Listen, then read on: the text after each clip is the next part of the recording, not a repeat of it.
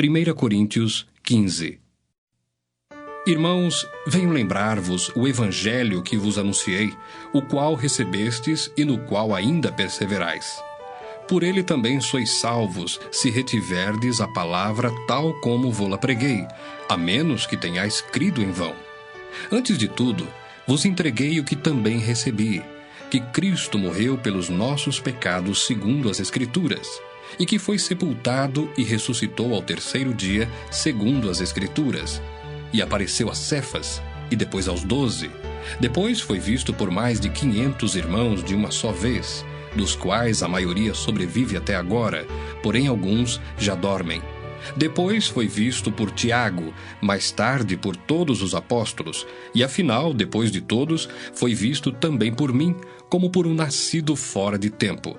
Porque eu sou o menor dos apóstolos, que mesmo não sou digno de ser chamado apóstolo, pois persegui a igreja de Deus. Mas, pela graça de Deus, sou o que sou, e a sua graça que me foi concedida não se tornou vã. Antes, trabalhei muito mais do que todos eles. Todavia, não eu, mas a graça de Deus comigo. Portanto, seja eu ou sejam eles, assim pregamos e assim crestes. Ora, se é corrente pregar-se que Cristo ressuscitou dentre os mortos, como, pois, afirmam alguns dentre vós que não há ressurreição de mortos? E se não há ressurreição de mortos, então Cristo não ressuscitou? E se Cristo não ressuscitou, é vã a nossa pregação e vã a vossa fé. E somos tidos por falsas testemunhas de Deus, porque temos asseverado contra Deus que ele ressuscitou a Cristo, ao qual ele não ressuscitou, se é certo que os mortos não ressuscitam. Porque se os mortos não ressuscitam, também Cristo não ressuscitou.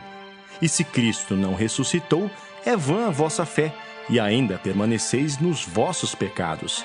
E ainda mais, os que dormiram em Cristo pereceram. Se a nossa esperança em Cristo se limita apenas a esta vida, somos os mais infelizes de todos os homens. Mas, de fato, Cristo ressuscitou dentre os mortos, sendo ele as primícias dos que dormem. Visto que a morte veio por um homem, também por um homem veio a ressurreição dos mortos. Porque assim como em Adão todos morrem, assim também todos serão vivificados em Cristo. Cada um, porém, por sua própria ordem. Cristo as primícias, depois os que são de Cristo, na sua vinda. E então virá o fim, quando ele entregar o reino ao Deus e Pai, quando houver destruído todo o principado, bem como toda a potestade e poder. Porque convém que ele reine até que haja posto todos os inimigos debaixo dos pés. O último inimigo a ser destruído é a morte, porque todas as coisas sujeitou debaixo dos pés. E quando diz que todas as coisas lhe estão sujeitas, certamente exclui aquele que tudo lhe subordinou. Quando, porém, todas as coisas lhe estiverem sujeitas, então o próprio Filho também se sujeitará àquele que todas as coisas lhe sujeitou, para que Deus seja tudo em todos. De outra maneira, que farão os que se batizam por causa dos mortos? Se absolutamente os mortos não ressuscitam, por que se batizam por causa deles? E por que também nós nos expomos a perigos a toda hora? Dia após dia morro. Eu o protesto, irmãos, pela glória que tenho em vós outros em Cristo Jesus, nosso Senhor. Se como homem lutei em Éfeso com feras, que me aproveita isso? Se os mortos não ressuscitam, comamos e bebamos, que amanhã morreremos. Não vos enganeis. As más conversações corrompem os bons costumes. Tornai-vos à sobriedade como é justo, e não pequeis, porque alguns ainda não têm conhecimento de Deus. Isto digo para vergonha vossa. Mas alguém dirá: como ressuscitam os mortos? E em que corpo vêm? Insensato! O que semeias não nasce se primeiro não morrer. E quando semeias, não semeias o corpo que há de ser, mas o simples grão, como de trigo ou de qualquer outra semente. Mas Deus lhe dá corpo como lhe aprouve dar, e a cada uma das sementes o seu corpo apropriado. Nem toda carne é a mesma, porém uma é a carne dos homens, outra a dos animais, outra a das aves e outra a dos peixes. Também há corpos celestiais e corpos terrestres, e sem dúvida, uma é a glória dos celestiais e outra a dos terrestres. Uma é a glória do sol, outra a glória da lua, e outra a das estrelas, porque até entre estrela e estrela há diferenças de esplendor. Pois assim também é a ressurreição dos mortos. Semeia-se o corpo na corrupção, ressuscita na incorrupção. Semeia-se em desonra, ressuscita em glória. Semeia-se em fraqueza, ressuscita em poder. Semeia-se corpo natural, ressuscita corpo espiritual. Se há corpo natural, há também corpo espiritual. Pois assim está escrito: o primeiro homem, Adão, foi feito alma vivente. O último Adão, porém, é espírito vivificante.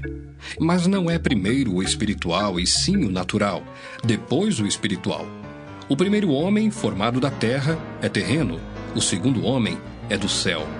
Como foi o primeiro homem, o terreno, tais são também os demais homens terrenos.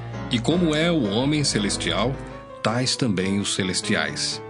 E assim como trouxemos a imagem do que é terreno, devemos trazer também a imagem do celestial. Isto afirmo, irmãos, que a carne e o sangue não podem herdar o reino de Deus, nem a corrupção herdar a incorrupção. Eis que vos digo um mistério. Nem todos dormiremos, mas transformados seremos todos, num momento, num abrir e fechar de olhos, ao ressoar da última trombeta. A trombeta soará, os mortos ressuscitarão incorruptíveis e nós seremos transformados. Porque é necessário que este corpo corruptível se revista da incorruptibilidade e que o corpo mortal se revista da imortalidade. E quando este corpo corruptível se revestir da incorruptibilidade e o que é mortal se revestir de imortalidade, então se cumprirá a palavra que está escrita: tragada foi a morte pela vitória. Onde está, ó morte, a tua vitória? Onde está, ó morte, o teu aguilhão? O aguilhão da morte é o pecado, e a força do pecado é a lei. Graças a Deus que nos dá a vitória por intermédio de nosso Senhor Jesus Cristo. Portanto, meus amados irmãos, sede firmes, inabaláveis e sempre abundantes na obra do Senhor, sabendo que no Senhor o vosso trabalho não é vão.